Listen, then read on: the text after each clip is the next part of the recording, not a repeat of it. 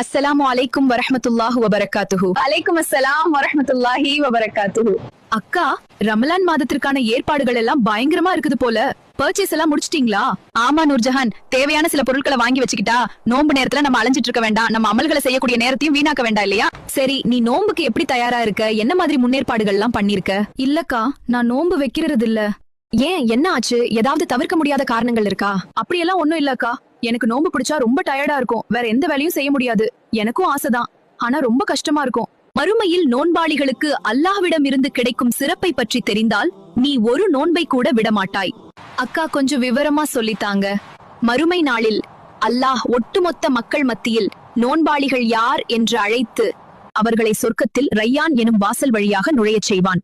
நோன்பாளிகள் அனைவரும் உள்ளே சென்றதும் அந்த வாசல் இழுத்து மூடப்படும். நோன்பாளிகளை தவிர யாராலும் உள்ளே நுழைய முடியாது. அல்லாஹு அக்பர்.